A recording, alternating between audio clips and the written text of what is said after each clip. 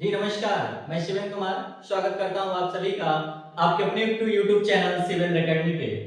उम्मीद करता हूं कि आप सभी ठीक होंगे और पढ़ने में व्यस्त होंगे। पिछले वीडियो में हमने बात किया था फ्लेमिंगो टेक्स्ट बुक के लेसन 1 का जो था द लास्ट लेसन, जिसका हमने समरी बताया। उसके बाद एनसीईआरटी के क्वेश्चन को करवाया और एनसीईआरटी के क्वेश्चंस के बाद फिर मैंने यूपी बोर्ड 2022 और 23 में पूछे गए क्वेश्चंस को कराया। उसी कड़ी में आज है फ्लेमिंगो टेक्स्ट बुक का दूसरा चैप्टर और दूसरे चैप्टर की हम बात करते हैं तो वह है द लास्ट स्प्रिंग खोया बसंत स्टोरी ऑफ स्टोलन चाइल्डहुड, जिसे लिखा गया है एली जंग के द्वारा। और एली जंग की जब भी हम बात करते हैं, यह उनकी एक किताब है और किताब का नाम है the last spring of stolen childhood. उनकी किताब से दो एक्सट्रैक्ट लिए गए, दो इसमें से पार्ट लिए गए, दो एक्सट्रैक्ट लिए गए हैं। वो क्या क्या है? एक सम टाइम आई फाइंड ए रूपी इन द गार्बेज, कभी कभी मुझे कूड़े में 1 रुपए मिल जाता है। और दूसरा जो है वह है I want to drive a car. तो आज हम जिस समरी की बात करेंगे वह है सम टाइम आई फाइंड ए रूपी इन द गार्बेज, कभी कभी मुझे कूड़े में 1 रुपए मिल जाते हैं। चैप्टर को शुरुआत करने से पहले इसके कैरेक्टर की बात करते हैं। तो इस चैप्टर के जो कैरेक्टर हैं वह नरेटर हैं और नरेटर खुद एनी जन है। यानी अगर हम बात करेंगे चैप्टर में जो फर्स्ट पर्सन की पॉइंट ऑफ व्यू से बात करने वाला व्यक्ति है वह नरेटर खुद है। वह कौन है? एनी जन है।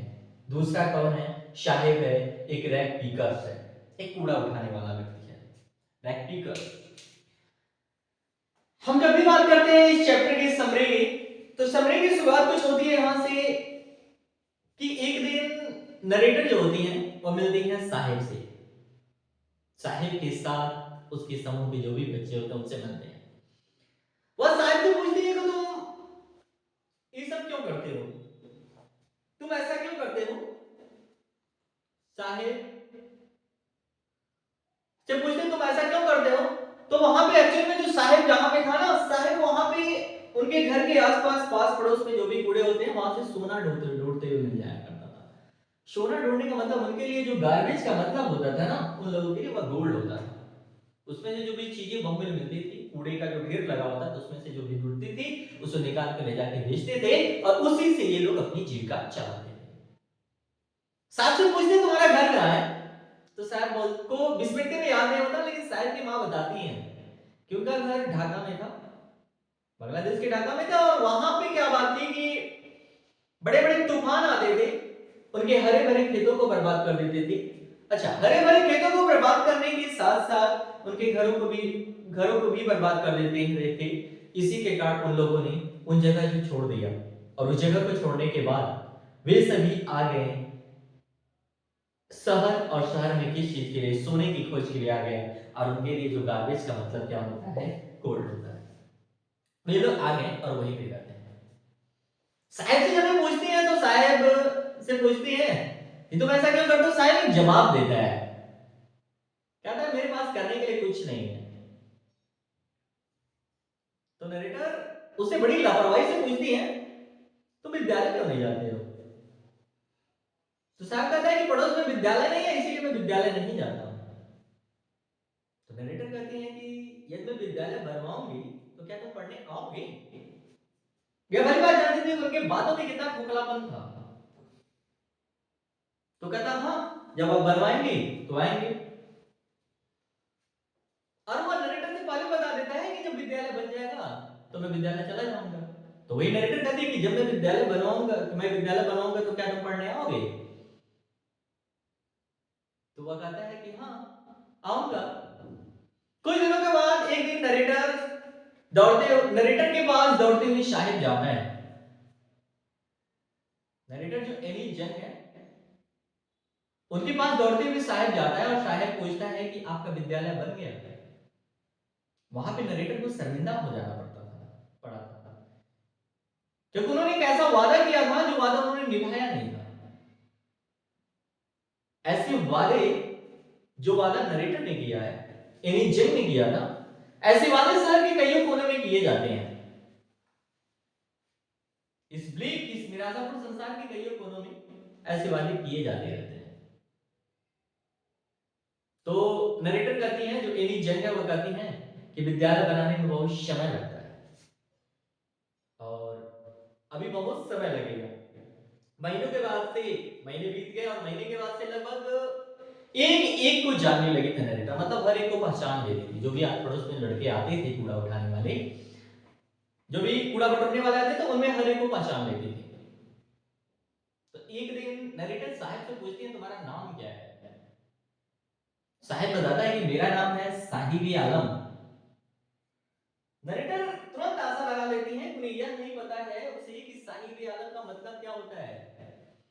साहिबे आलम का मतलब होता है the God, the Lord of universe, ब्रह्मांड का स्वामी। यह बात साहिब को नहीं पता थी कि उसके नाम का मतलब यह होता है। वे सभी अपने नामों से अनजान, उनके नाम का क्या मतलब होता है। वे एक बच्चों के बर्थडे के साथ वे लोग सुबह सुबह देखते थे, दोपहर तक वे लोग गायब हो जाते थे। यही उनकी दिनचर्या थी। वे कूड़ा उठाते थे, भोजन बनने के उसे जाके बेचते थे, अपनी जीविका चलाते थे। एक दिन नरेटर एक से पूछती है कि तुमने चप्पल क्यों नहीं पहना? तो वह कहता है कि मेरी माँ ने ताक से उतार कर नहीं दिया, इसी के नाते मैंने चप्पल नहीं पहना।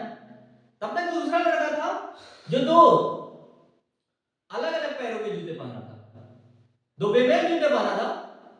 वह कहता है कि यदि इसकी माँ उतार के दे भी देती तो उसे फेंक देता। तो वह कहता है कि उतार के दे भी देती तो फेंक देता। तो नरेटर उससे पूछती है कि तुम काहे अलग अलग बेमेल जूते पहने हुए हो? तो वह अपने पैरों को घिसते हुए छिपाता है और वो कहता है कि तब तक दूसरा एक ऐसा बच्चा है, वह कहता है कि मुझे एक जोड़ी जूते चाहिए, जिसने अपने पूरे जीवन में कभी जूते ही नहीं पहने थे। किसी व्यक्ति ने नरेटर को एक बात का, नरेटर यानी जन को कोई व्यक्ति एक्सप्लेनेशन देता है कि ऐसा नहीं है कि ये लोग गरीब होते हैं, ये लोग गरीब नहीं होते हैं, बल्कि इन लोगों की एक परंपरा है। और वो परंपरा क्या है? नंगे पांव घूमने की। पांव घूमेंगे कि लोग नंगे पांव घूमने के लिए गरीब लोग दिखते हैं, ऐसा नहीं होता है। नरेटर को एक कहानी याद आती है और कहानी आती है एक उद्दीपी की। उद्दीपी के एक व्यक्ति था, वो कहानी सुनाया था। वो बताया था कि जब वो लड़का था तो जब वो विद्यालय जाता था तो मंदिर से होके जाता था। यह कहानी उसने नरेटर एनीजेन को बताई थी। वो जब भी विद्यालय जाता था तो मंदिर से होके जाता था। मंदिर से होके जाने का क्या मतलब था? क्योंकि मंदिर में उसके पिताजी एक पुजारी थे और वहां पे जाता था और मंदिर की देवी से वो पूजा करता था कि मुझे एक जोड़ी जूते दिला दीजिए। वह हर दिन जाता था, मंदिर से होते हुए पूजा करता था। 30 वर्ष बाद फिर नरेटर वहां पे जाते हैं। नरेटर वहां पे जाते हैं तो देखते हैं कि एक दूसरा लड़का आता है वहां पे। वह जो स्थान था वह एकदम निर्जन और उजाड़ हो चुका था, लेकिन मंदिर था, मंदिर का पुजारी कोई दूसरा हो चुका था। वह वहां पे आता है, एक चारपाई पे अपने बैग को फेंकता है, जूते निकाल के फेंक देता है, मोजे निकाल के फेंक देता है। तब तक नरेटर को वह कहानी उस लड़के की याद आती है। वह कहती है कि उस लड़के को शायद जूते मिल गए होंगे, और हाँ, जब उसे जूते मिल गए होंगे, उसकी जो पूजा होगी, वो उसकी जो प्रार्थना होगी वो पूरी हो गई होगी, यानी वह अब उस जूते को कभी नहीं खोएगा। यह बात नरेटर पे आ जाती है। और आज के समय में देखा जाए तो हर कोई जूते पहनते हैं, हर किसी के पास अलग अलग जूते हैं। साहब की जो परिवार था, जो रेड पिकर्स थे, या नरेटर को लेके जाते हैं दिल्ली के सीमापुरी इलाके में। जो दिल्ली के समीप है सीमापुरी है, सीमापुरी से थोड़ी दूर पे जो सीमापुरी जो था, पहले निर्जन में उजाड़ हुआ करता था, पहले हुआ करता था।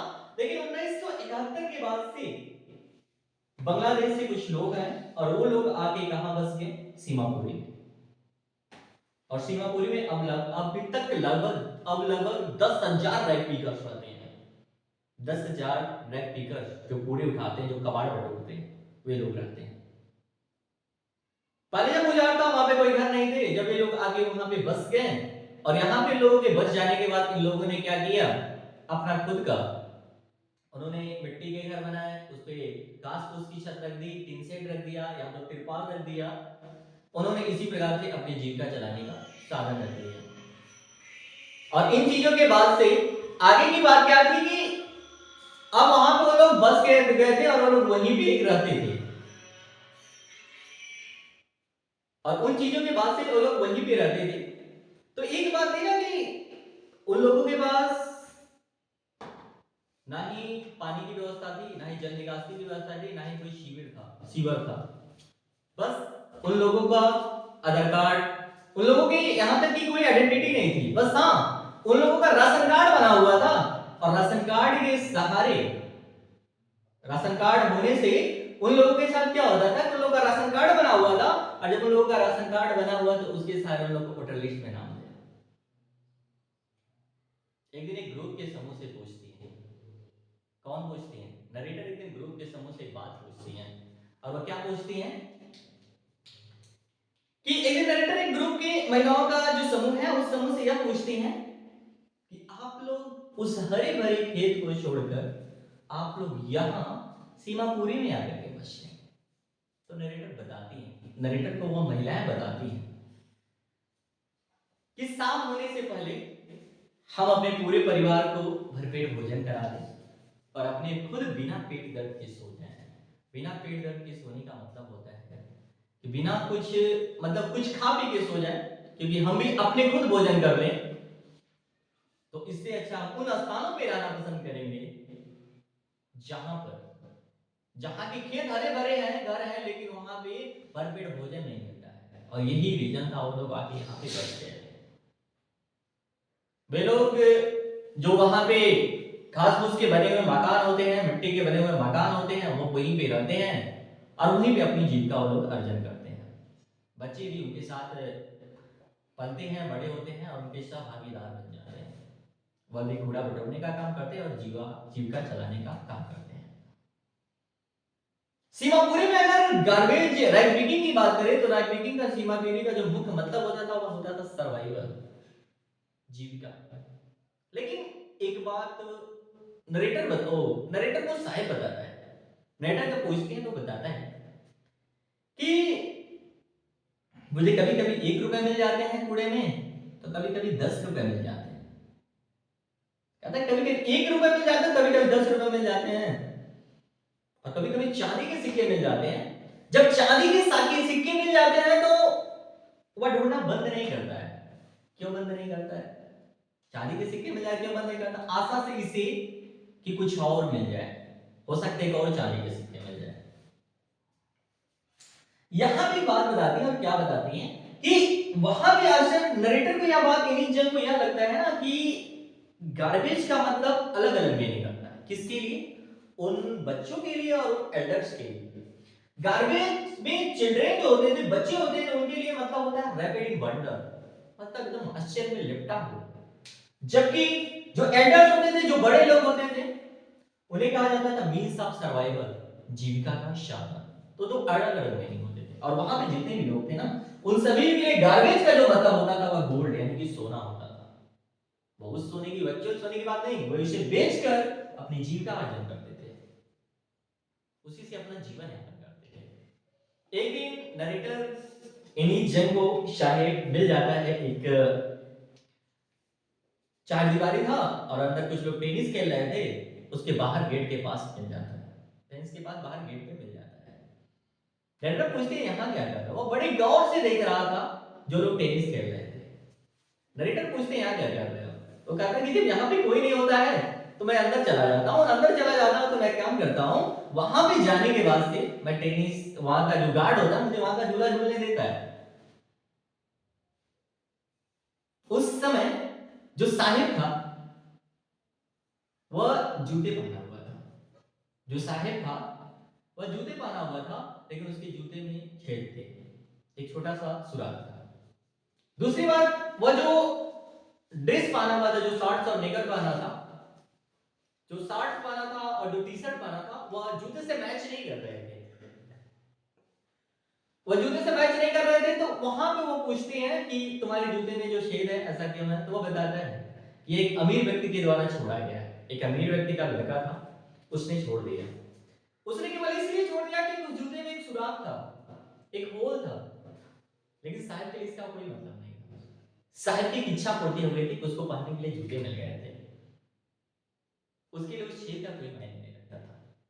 कई दिनों बाद एक दिन नरेटर उस साहिब मिलता है और कहाँ मिलता है, एक मेगा बूट, एक दूध का बड़ा सा बूट ले जाते हुए, बड़ा सा एक कनस्तर ले जाते हुए, और वो बताता है कि मैं उस सड़क के किनारे वाले टी स्टॉल पे काम करता हूँ, अब मैं चाय बेचता हूँ और मालिक जो है मुझे 800 रुपए देता है और 8 माइलेज और 3 टाइम का भोजन देता है। मालिक इतना करते हैं मेरे लिए। नरेटर पूछती क्या तुम खुश हो?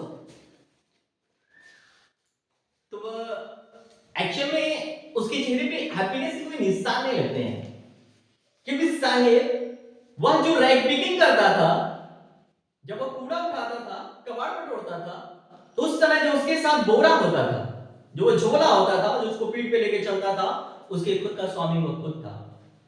लेकिन अब वो जो स्टील का कनस्तर था, वो स्टील का कनस्तर उस चाय वाले का था। अब स्टील का कनस्तर उस चाय वाले का था, यानी उस चाय वाले का मालिक कौन था? वह चाय वाला था। अब यहां पे जो साहिब था, वो अपने मन का स्वामी नहीं रहा था, अपने मन का मालिक नहीं रह गया था।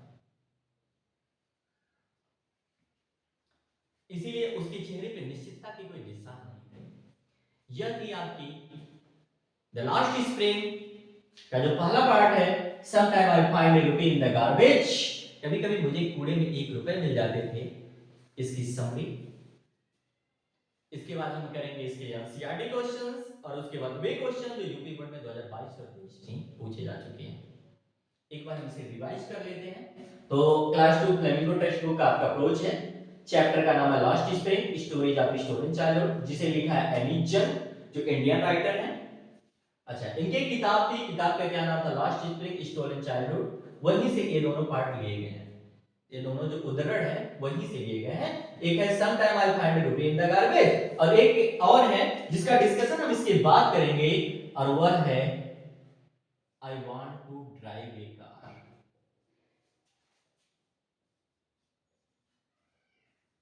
आई want to drive a car. इसके बाद हम इसका डिस्कशन करेंगे एनसीईआरटी क्वेश्चन कराने के बाद। उसमें कैरेक्टर कौन कौन मिले हैं हमको?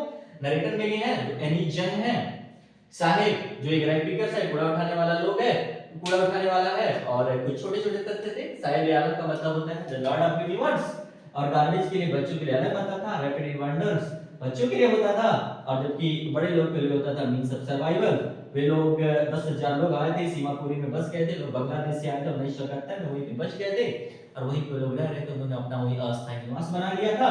और बाद में लास्ट में चाहे अंत में टी स्टॉल पे काम करने लगता है, और टी स्टॉल पे काम करता है तो उसे 800 रुपए मजदूरी मिलती है और साथ ही 3 टाइम का भोजन मिलता है। यदि आप सभी को यह वीडियो पसंद आया होगा तो लाइक करिएगा, सब्सक्राइब करिएगा तथा अपने उन सभी जरूरतमंद मित्रों के पास जरूर भेजिएगा। Thanks for watching.